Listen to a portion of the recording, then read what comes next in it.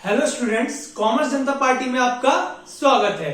आज हम करने वाले हैं मनी एंड बैंकिंग का पार्ट 5, जिसमें हम पढ़ेंगे controller of money supply and credit. तो चलिए स्टार्ट करते हैं। आज का हमारा टॉपिक है controller of money supply and credit. ये बहुत इंपॉर्टेंट टॉपिक होने वाला है। इसमें से बोर्ड्स में हर बार आता है, तो इसको बहुत अच्छे से करेंगे। तो चलिए समझते हैं क्या है ये controller of money supply. RBI है controller of money supply, money supply को कंट्रोल करता है। आरबीआई के पास सोल अथॉरिटी है करेंसी इशू करने की, तो इजीली मनी सप्लाई को कंट्रोल कर सकता है कि एक पर्टिकुलर पॉइंट ऑफ टाइम पे हमारी इकोनॉमी में कितना पैसा होना चाहिए, कितना नहीं, ये आरबीआई कंट्रोल कर सकता है। तो आरबीआई क्या है? Controller of money supply and credit. वो लोन्स को भी कंट्रोल करता है कि कितना लोन देना चाहिए इकोनॉमी में, मतलब देश में इकोनॉमी में कितना लोन देना चाहिए, कितना लोन नहीं देना चाहिए। क्यों क्रेडिट क्यों कंट्रोल करता है? क्रेडिट इसलिए कंट्रोल करता है जिससे क्रेडिट के थ्रू वो इन्फ्लेशन डिफ्लेशन को कंट्रोल करता है। किसको कंट्रोल करता है? Inflation and deflation.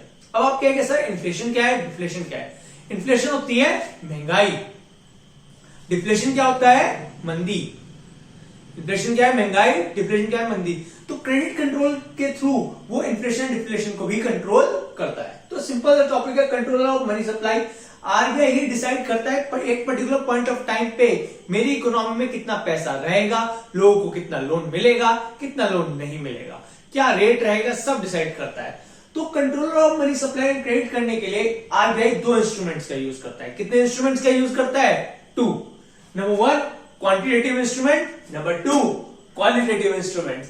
तो सबसे पहले समझते हैं क्वांटिटेटिव इंस्ट्रूमेंट्स होते क्या है।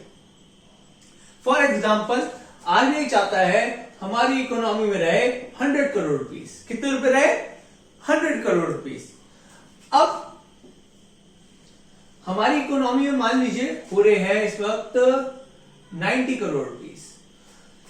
हमारी इकोनॉमी में कितने रुपए हो रहे हैं? 90 करोड़ रुपीस। और आरबीआई मनी का वॉल्यूम कितना करना चाहता है? 100 करोड़। तो आरबीआई कुछ ना कुछ करके इसको कितना कर देगा? 100 करोड़ कर देगा। सेकेंड, अगर हमारी इकोनॉमी में 110 करोड़ और आरबीआई कितना चाहता है हमारी इकोनॉमी कितने रुपए होने चाहिए इस वक्त, एक पर्टिकुलर पॉइंट ऑफ टाइम पे देश में कितना पैसा होना चाहिए? 100 करोड़। तो कुछ ना कुछ करके आरबीआई 100 करोड़ कर देगा। तो सिंपल सा है, क्वांटिटेटिव इंस्ट्रूमेंट किस लिए यूज होता है? Volume of money, volume of money set करने के लिए। किस लिए यूज होता है? Volume of money. अगर हमारा आरबीआई चाहता है मनी सप्लाई कितनी हो? 100 करोड़ और हो रखी है कितनी? 90 करोड़। तो आरबीआई अपना कुछ इंस्ट्रूमेंट्स को, क्वांटिटेटिव इंस्ट्रूमेंट को यूज करेगा और उसको कितना कर देगा? 100 करोड़। और वही हमारी इकोनॉमी में मनी सप्लाई हो रखी है 110 करोड़, तो आरबीआई क्वांटिटेटिव इंस्ट्रूमेंट की हेल्प से इसको वापस 100 करोड़ कर देगा। ठीक है, तो ये वॉल्यूम ऑफ मनी को कंट्रोल करने के लिए किसका यूज करता है? क्वांटिटेटिव इंस्ट्रूमेंट्स का। चलिए क्वांटिटेटिव इंस्ट्रूमेंट समझ आ गया। अब समझते हैं हम क्वालिटेटिव इंस्ट्रूमेंट। समझो, इसमें ये मनी के वॉल्यूम को कंट्रोल नहीं करता, इसमें मनी की डायरेक्शन को चेंज करता है, मनी की डायरेक्शन को कंट्रोल करता है। समझो, फॉर एग्जांपल हमारी इकोनॉमी में इस वक्त है मान लीजिए 100 करोड़ रुपीस। कितने रुपए है? 100 करोड़ रुपीस, जिसमें से मान लीजिए 40 करोड़ जाता है हमारा एग्रीकल्चर सेक्टर को। किस सेक्टर को जाता है? एग्रीकल्चर सेक्टर को। 40 करोड़ जा रहा है एग्रीकल्चर सेक्टर को, या मान लो प्राइमरी सेक्टर को। 40 करोड़ किस में जाता है? प्राइमरी सेक्टर में। और 60 करोड़ कहां जाता है? मान लीजिए हम मान लेते हैं 60 करोड़ जाता है हमारा सेकेंडरी सेक्टर में। कहां जाता है? सेकेंडरी सेक्टर में। 100 करोड़ है हमारी इकोनॉमी में, जिसमें 40 करोड़ जा रहा है प्राइमरी सेक्टर में, 60 करोड़ जा रहा है सेकेंडरी सेक्टर में। अब आरबीआई चाहता है कि एग्रीकल्चर सेक्टर में 60 करोड़ जाए और प्राइमरी सेक्टर में जाए 60 करोड़ और सेकेंडरी सेक्टर में जाए 40 करोड़। तो देखिए, तो आरबीआई क्वालिटेटिव इंस्ट्रूमेंट्स का यूज करके इसमें 60 करोड़ कर देगा और इसमें 40 करोड़ कर देगा। बताइए मनी का वॉल्यूम चेंज हुआ क्या? मनी आज भी 100 करोड़ है, बस डायरेक्शन चेंज हो गई। पहले प्राइमरी सेक्टर में 40 करोड़ थे और इसमें सेकेंडरी में 60 करोड़। आरबीआई ने मनी का वॉल्यूम तो उतना ही रखा, बट डायरेक्शन चेंज कर दी। और डायरेक्शन किसके थ्रू चेंज करता है? वो क्वालिटेटिव इंस्ट्रूमेंट्स के थ्रू। तो money controller of money supply and credit के दो इंस्ट्रूमेंट है, number 1 quantitative instrument, number 2 qualitative instrument. अब क्वांटिटेटिव इंस्ट्रूमेंट्स में कौन कौन से वो इंस्ट्रूमेंट्स यूज करके मनी के वॉल्यूम को कंट्रोल करता है उसको पढ़ते हैं। तो चलिए स्टार्ट करते हैं अपना टॉपिक आज का, जो है क्वांटिटेटिव इंस्ट्रूमेंट। क्वांटिटेटिव इंस्ट्रूमेंट का पहला इंस्ट्रूमेंट है बैंक रेट। बैंक रेट को हम डिस्काउंट रेट पॉलिसी भी कहते हैं। अब सबसे पहली बात, बैंक रेट होता क्या है, तो समझिए बैंक रेट है क्या, समझो। इधर देखिए, बैंक रेट होता क्या। फॉर एग्जाम्पल हम इसमें 3 कॉलम बनाते हैं। पहला है बोरोवर, दूसरा हम कोई सा भी कॉमर्शियल बैंक उठा लेते हैं। मैं उठाना पसंद करूंगा पीएनबी, क्योंकि मेरा इसमें अकाउंट है, पंजाब नेशनल बैंक। और थर्ड वन इज आप सबका फेवरेट आरबीआई। तो देखिए बैंक रेट है क्या। फॉर एग्जाम्पल आरबीआई ने पीएनबी को लोन दिया, आरबीआई ने पीएनबी को लोन दिया। अब इसके बदले में पीएनबी आरबीआई को क्या देगा, बताओ, इंटरेस्ट देगा। क्या देगा, इंटरेस्ट देगा। अब मान लीजिए इंटरेस्ट रेट है 8%। कितनी है, 8%। आरबीआई ने पीएनबी को लोन दिया कितने रेट पे, 8% पे, ठीक है। और पीएनबी इस पैसे को क्या करेगा, ये आगे लोन पे चढ़ा देगा। जो आरबीआई ने पैसे दिया इसको आगे लोन पे चढ़ा देगा। वो किसको दे देगा, बोरोवर को लोन दे देगा। और इससे क्या करेगा, इससे इंटरेस्ट चार्ज करेगा। बट इससे कितना इंटरेस्ट चार्ज करेगा, 10%। समाज सेवा करने को बैठा है, प्रॉफिट कमाने बैठा है। आरबीआई से पीएनबी ने लोन लिया और उससे इंटरेस्ट लिया 8%। आरबीआई कितना इंटरेस्ट ले रहा है, उससे 8%। और पीएनबी आगे मनी लैंड करके उससे कितना इंटरेस्ट ले रहा है, 10%, ठीक है। अब जिस रेट पे, समझो बैंक रेट क्या होता है, आप समझो, जिस रेट पे आरबीआई पीएनबी को लोन देता है, किस रेट पे दिया है, 8% पे, तो ये होता है हमारा बैंक रेट। जिस रेट पे आरबीआई कॉमर्शियल बैंक को लोन देता है उसको हम क्या बोलते हैं, बैंक रेट। समझे। अब समझिए इसके थ्रू वो क्रेडिट को कैसे कंट्रोल करता है। फॉर एग्जांपल समझो, आरबीआई को लग रहा है कि हमारी इकोनॉमी में, मार्केट में बहुत पैसा है। आरबीआई को क्या लग रहा है, मार्केट में बहुत पैसा है और लोग लोन लिए जा रहे हैं, लोग लोन ले जा रहे हैं। इसकी वजह से बहुत सारा पैसा हमारी मार्केट में आ गया है, ठीक है। अब इसको कंट्रोल करने के लिए आरबीआई क्या करेगा, बैंक रेट बढ़ा देगा। क्या करेगा, बैंक रेट बढ़ा देगा। फॉर एग्जांपल आरबीआई ने बैंक रेट कर दिया 10%, तो पीएनबी आगे बोरोवर्स को लोन कितने में देगा, 12% पे। कितने में देगा, 12% पे। अब समझो, पहले जो लोन बोरोवर को 10% में मिलता था, अभी उसी लोन पे बोरोवर को 12% देना पड़ेगा। तो क्या बोरोवर लोन लेगा, बताइए, बोरोवर क्या लोन लेगा, नहीं, बोरोवर लोन लेना कम कर देंगे क्योंकि इंटरेस्ट ज्यादा देना पड़ रहा है। तो ऑटोमेटिकली अगर जो एक्सेस मनी है वो क्या हो जाएगा, कंट्रोल हो जाएगा। समझ आई बात।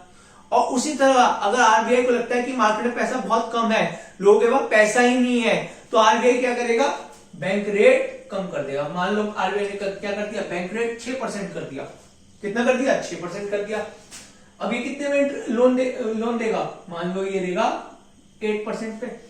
अब समझो, पहले जो लोन बोरोवर को 10% में मिलता था, समझे, पहले जो लोन बोरोवर को 10% में मिलता था, अब वही लोन 8% में मिल रहा है। क्या बोरोवर लोन लेगा, भर भर के लोन लेगा, ऑटोमेटिकली मार्केट में पैसा इंक्रीज हो जाएगा। तो बैंक रेट के थ्रू ऐसे आरबीआई कंट्रोल करता है क्रेडिट को। तो ये था आपका बैंक रेट। अब चलते हैं ओपन मार्केट ऑपरेशन पे। ओपन मार्केट ऑपरेशन क्या होता है, समझो, आरबीआई के पास राइट है गवर्नमेंट की सिक्योरिटीज बेचने की भी और खरीदने की। RBI have right to purchase and sell the securities of government, और इसको बोलते हैं ओपन मार्केट ऑपरेशन। प्यार से इसको बोलते हैं ओएमओ। ठीक है, अब समझो बहुत ध्यान से। आरबीआई को लग रहा है कि मार्केट में बहुत पैसा है, लोग लोन लिए जा रहे हैं, तो क्या करेगा, अपनी सिक्योरिटीज कहेगा अपने बेटे से कि भाई, बेटा कौन, कॉमर्शियल बैंक से कहेगा ये सिक्योरिटी ले और मुझे पैसा दे। सिक्योरिटी अगर वो कॉमर्शियल बैंक के पास रखवाएगा तो उसके बदले में क्या लेगा, पैसा ले लेगा। अब जब वो कॉमर्शियल बैंक से पैसा ले लेगा तो कॉमर्शियल बैंक के पास क्या होगा, कैश कम हो जाएगा और उसकी क्रेडिट देने की एबिलिटी बताओ कम हो जाएगी ना, क्योंकि आरबीआई ने उससे पैसा उठा लिया तो उसकी क्रेडिट देने की एबिलिटी कम हो जाएगी। अब कॉमर्शियल बैंक की क्रेडिट देने की पावर अगर कम हो गई तो वो कम लोन देगा और ऑटोमेटिकली मार्केट में मनी सप्लाई कंट्रोल हो जाएगी और क्रेडिट भी कंट्रोल हो जाएगा। उसी तरह अगर आरबीआई को लगता है कि मार्केट में लोगों के पास पैसा ही नहीं है, आरबीआई को अगर लगता है कि मार्केट में लोगों के पास पैसा है ही नहीं, लोग डिमांड ही नहीं कर रहे क्योंकि लोगों की जेब में पैसा ही नहीं है, तो क्या करेगा, क्रेडिट सप्लाई बढ़ाएगा। उसके लिए क्या करेगा, जो सिक्योरिटी उसने बेची थी कॉमर्शियल बैंक को, वो कहेगा ए बेटे इधर आ, वापस मुझे सिक्योरिटी दे, और उससे वापस वो सिक्योरिटी ले लेगा और उसके बदले में उसको क्या दे देगा, कैश दे देगा। और कॉमर्शियल बैंक क्या करेगा, वापस भर भर के लोन देना स्टार्ट कर जाएगा। उसकी क्रेडिट एबिलिटी क्योंकि बढ़ जाएगी, जब उसकी क्रेडिट एबिलिटी बढ़ेगी तो वो बोरोवर को भर भर के लोन देगा और जब वो भर भर के लोन देगा ऑटोमेटिकली मनी सप्लाई बढ़ जाएगी। तो इस तरीके से मनी सप्लाई और क्रेडिट सप्लाई को कंट्रोल करता है। लीगल रिजर्व रेशो, ये पहले भी आ रखा है topic, LRR, legal reserve ratio. समझो, फॉर एग्जाम्पल आपने कॉमर्शियल बैंक में डिपॉजिट करे कितने रुपए, 1000 रुपीज। कितने रुपए डिपॉजिट किए, 1000। अब ऐसा नहीं होता कॉमर्शियल बैंक में जितने आप पैसे डिपॉजिट करते हो सारे के सारे लोन पे चढ़ा दे, उसको कुछ रिजर्व बनाना पड़ता है फॉर एग्जाम्पल, और ये रिजर्व का रेट डिसाइड करता है आरबीआई, उसको बोलते हैं एलआरआर। क्या बोलते हैं, एलआरआर। मान लीजिए एलआरआर है कितना, 20%। एलआरआर कितना है, 20%। तो 200 रुपए का तो एलआरआर बन गया, मतलब रिजर्व बन गया। तो बताओ कॉमर्शियल बैंक कितने का लोन देगा, जल्दी बताइए, कॉमर्शियल बैंक कितने का लोन देगा। कॉमर्शियल बैंक देगा 800 का लोन दे पाएगा मार्केट में से, ठीक है। अब समझो इसके थ्रू मनी सप्लाई को कैसे कंट्रोल करता है, क्रेडिट सप्लाई को कैसे कंट्रोल करता है। समझो आरबीआई को लग रहा है लोग लोन लिए जा रहे हैं, लोग बहुत लोन ले रहे हैं, क्रेडिट बहुत ज्यादा ले रहे हैं, लोन बहुत ज्यादा ले रहे हैं, इसकी वजह से मार्केट में पैसा बहुत ज्यादा हो गया। तो उसको कंट्रोल करने के लिए आरबीआई क्या करेगा, आरबीआई एलआरआर की रेट बढ़ा देगा। फॉर एग्जांपल आरबीआई ने एलआरआर की रेट कर दी 30%, तो बताओ रिजर्व कितने का बनेगा, 300 का। लोन कितने का देगा कॉमर्शियल बैंक, 700 का। जो कॉमर्शियल बैंक पहले 800 का लोन दे रहा था वो अब कितने का दे रहा है, 700 का लोन दे रहा है। ऑटोमेटिकली क्रेडिट सप्लाई कम हो गई और मनी सप्लाई भी कम हो गई। उसी तरह अगर आरबीआई को लगता है कि लोगों के पास पैसा ही नहीं है, लोगों के पास पैसा ही नहीं है और डिमांड ही नहीं कर रहे हो, तो क्या करेगा, और लोन ले ही नहीं रहे, तो क्या करेगा, इस रेट को, एलआरआर के रेट को कम कर देगा। जैसे वो एलआरआर के रेट को 10% करेगा तो ये रिजर्व कितने का बनाएगा बताओ, 100 का। अब लोन कितने का देगा, 900 का। तो जो डेफिशिएंसी है मनी की वो पूरी हो जाएगी। तो इस तरह से एलआरआर के थ्रू भी वो मनी की क्वांटिटी को कंट्रोल करता है। अब इसमें एक और छोटी चीज मैं आपको बताता हूं, जो एलआरआर होता है, एलआरआर के पैसा दो जगह जाता है। एक पैसा जाता है सीआरआर में, एलआरआर का पैसा दो जगह जाता है, एक जाता है सीआरआर में, कैश रिजर्व रेशियो। कहां जाता है,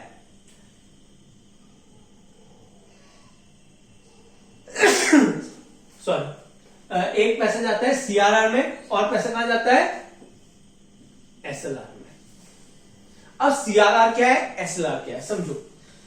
वो पैसा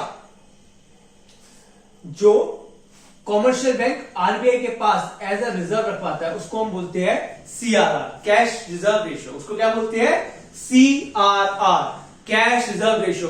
वो पैसा जो कॉमर्शियल बैंक आरबीआई के पास एज अ रिजर्व कैप्ट करवाता है उसको हम बोलते हैं cash reserve ratio, CRR. SLR वो पैसा जो कॉमर्शियल बैंक अपने पास रख लेता है,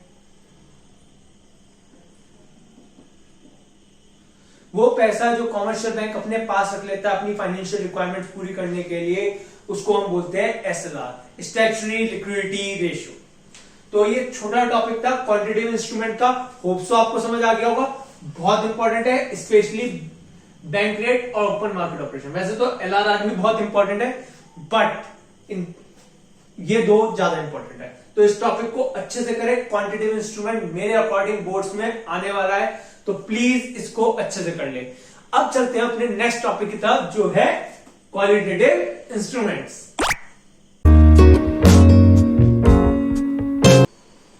हमारा नेक्स्ट टॉपिक है क्वालिटेटिव इंस्ट्रूमेंट्स। क्वालिटेटिव इंस्ट्रूमेंट में पहला है हमारा मार्जिन रिक्वायरमेंट। मार्जिन रिक्वायरमेंट के थ्रू कैसे कंट्रोल करता है, उससे पहले हमें समझना पड़ेगा व्हाट इज मार्जिन रिक्वायरमेंट।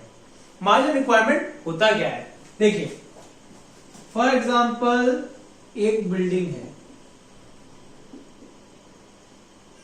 जिसकी कीमत मैं मानता हूं 1 लाख है। एक बिल्डिंग है जिसकी कॉस्ट है 1 लाख, मतलब जिसकी आज के टाइम में कीमत है 1 लाख रुपए। एक बैंक है,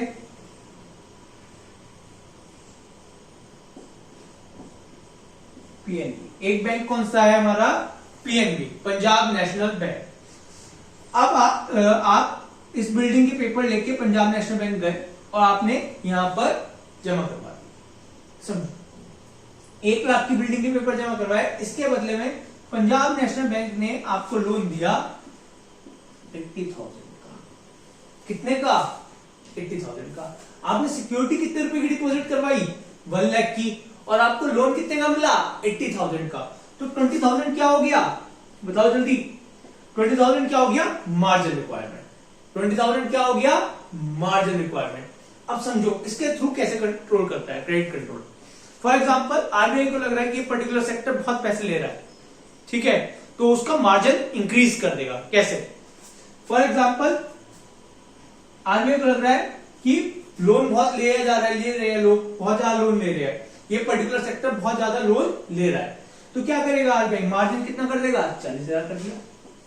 मार्जिन कितना कर दिया, 40,000। अब बताओ लोन कितना मिलेगा, 60,000।